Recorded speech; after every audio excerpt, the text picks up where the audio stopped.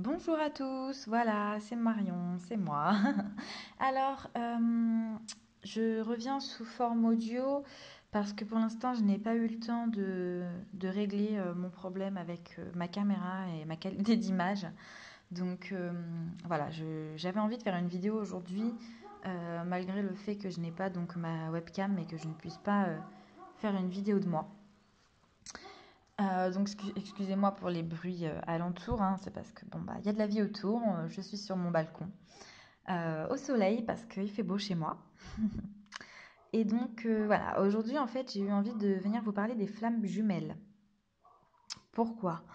Eh bien parce que comme je vous l'ai dit dans ma vidéo de présentation, pour moi ce sujet a été dénaturé du fait qu'on le dise à la mode.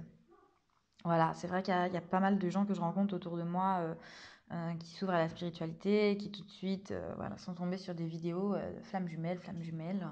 Ai-je rencontré la mienne? Vais-je la rencontrer? Euh, mais qui est-ce dans mon entourage? Est-ce que je l'ai déjà vu? Est-ce que je ne l'ai pas encore vu? Voilà, plein de questionnements auxquels j'ai envie de répondre déjà pour commencer et dire à tous ces gens que flammes jumelles ou pas, vous êtes là pour avancer, vous êtes là pour évoluer sur votre chemin spirituel. Euh, Vous êtes là pour vous reconnecter, vous aligner à vous-même.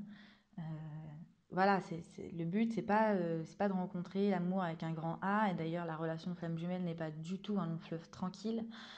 Pour toutes celles et ceux qui l'ont vraiment rencontré, voilà, le savent que c'est vraiment très pénible, que c'est vraiment très difficile. Moi, personnellement, j'ai rencontré mon jumeau en 2012-2013 à peu près.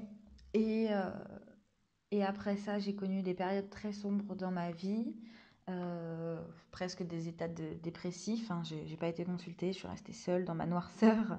D'ailleurs, j'avais choisi un studio à cette époque, un appartement très sombre, où il y avait qu'une fenêtre et elle donnait sur le mur de l'immeuble. Donc, j'avais pas de vue sur le ciel étoilé, j'avais pas de vue sur l'extérieur.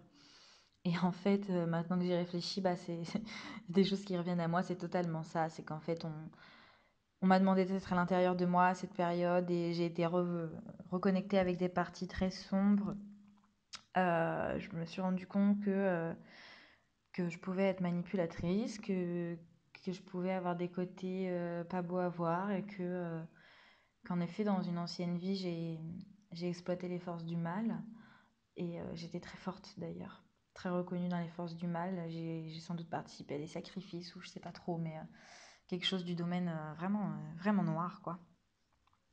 Et du coup, voilà, on m'a demandé de regarder à l'intérieur de moi et d'aller chercher toutes ces informations pour faire un bilan de qui j'étais. Et franchement, ça a été très dur.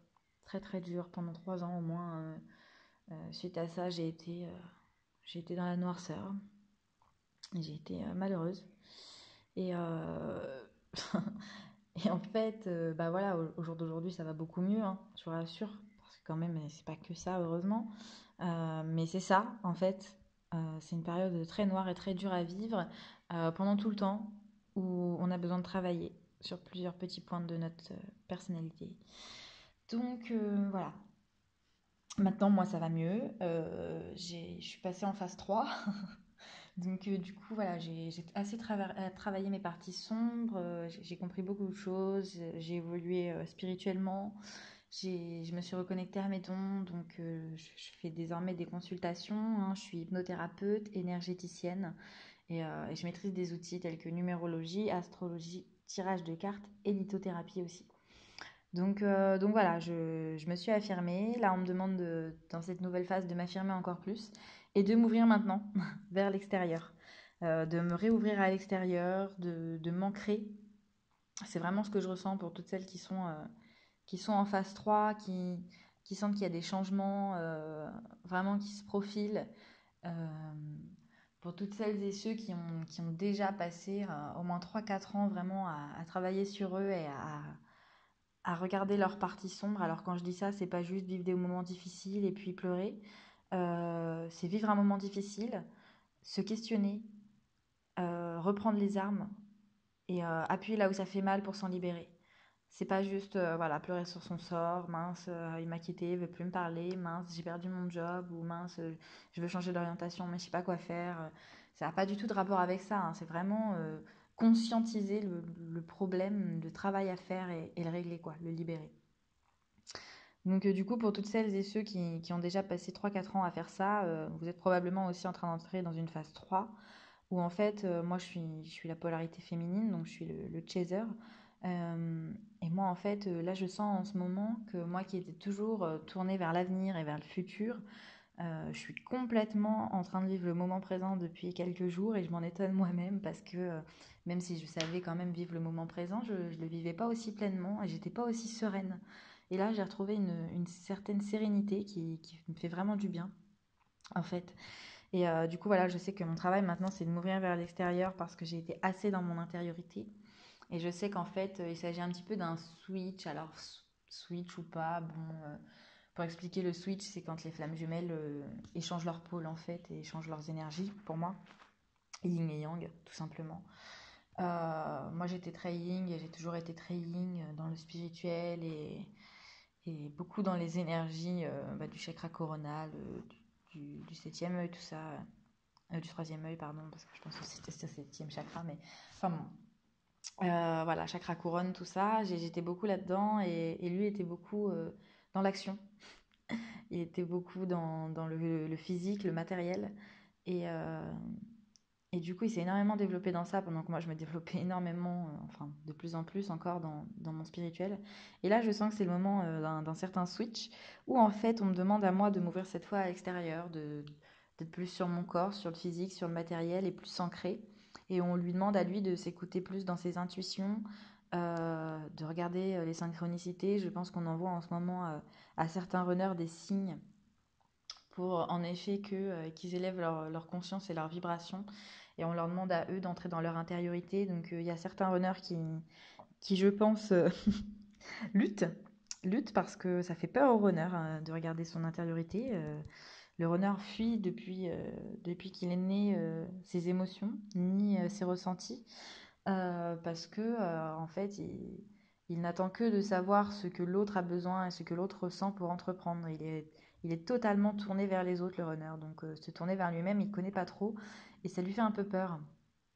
Ça lui fait un peu peur, mais on va le pousser. On va le pousser. On va lui demander, là, dans cette nouvelle phase, avec les nouvelles énergies d'Uranus en taureau, on va lui demander d'opérer des changements. Donc voilà, pour les flammes jumelles en ce moment. Alors après, moi j'ai compris aussi pas mal de choses liées aux flammes jumelles au niveau de la numérologie, et de l'astrologie notamment. Donc en astrologie, les flammes jumelles, euh, en général, on utilise plutôt la synastrie euh, en astrologie. Donc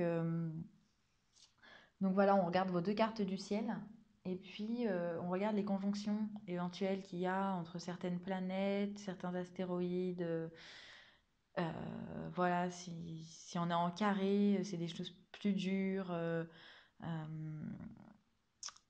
enfin voilà, il y a beaucoup de choses qu'on apprend par la numérologie. Donc surtout, n'hésitez pas si vous avez des questions liées à ça.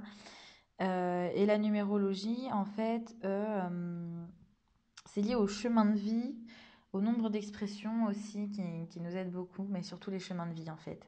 Parce qu'il faut savoir que vous pouvez très bien rencontrer votre flamme jumelle dans cette vie.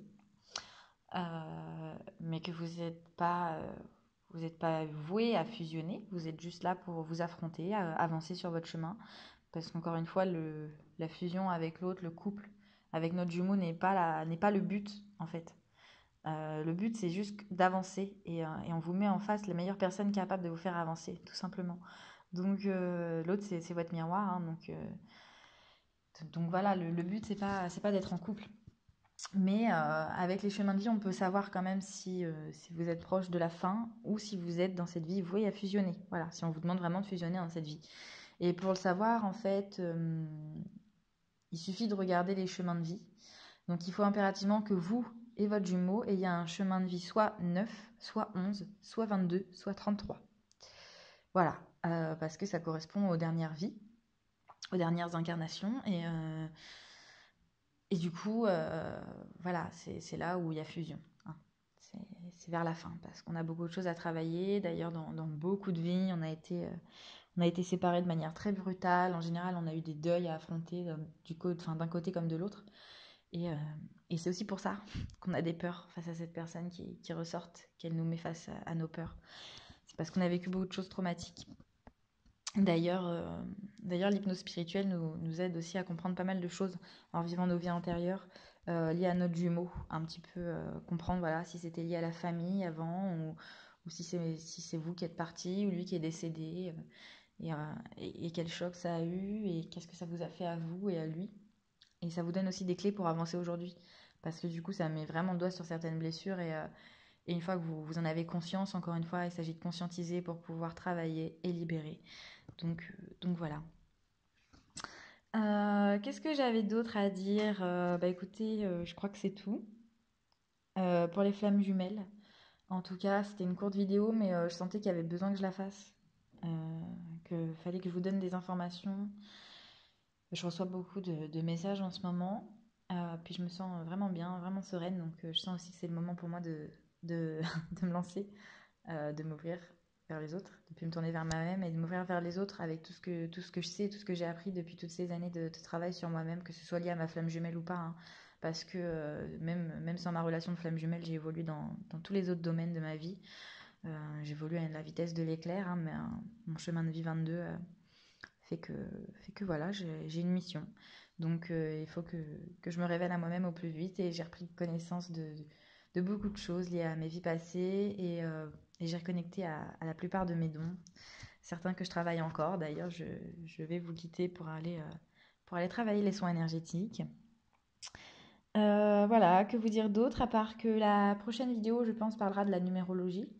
Je vais parler des chemins de vie, des défis et des cycles de vie en priorité. Voilà.